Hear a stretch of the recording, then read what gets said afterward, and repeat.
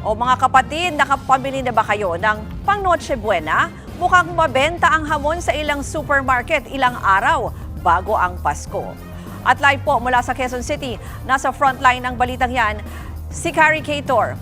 Carrie, magkano na ba ang bentahan ng mga hamon ngayon at kamusta ang supply?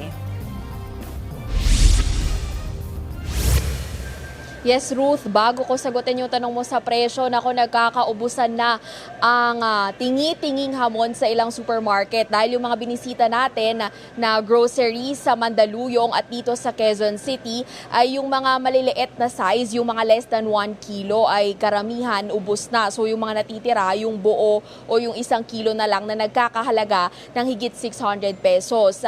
Pinipili nila yung mga less than 1 kilo like 500 grams, 800 grams na nagkakahalaga ng 175 hanggang 250 pesos kada kilo. So ito, pasok to roon sa sinasabi na 500 pesos para sa Noche Buena. Pero ang sabi nga ng mga nakakausap din natin na mamimili, hindi pa rin sapat. Kahit na may mas mura ng ham na tingi-tingi lang, hindi pa rin sapat yung 500 pesos para sa Noche Buena. Lalo na't minsan lang naman daw ito sa isang taon. At ang sabi rin nila, kaya hindi na sila bumibili ng 1 kilo, ay ang importante lang naman ay merong maihandang hamon sa kanilang Noche Buena. So kahit na maliit na amount, okay na raw. Pero yun nga, napansin natin na puro isang buo na lang halos yung natitira. Kaya sa mga kapatid din natin na hahabol pa para bumili ng hamon, ang abiso ay mas agahan pa nila bago pa baka pati itong mga tingi-tingi ay maubos na.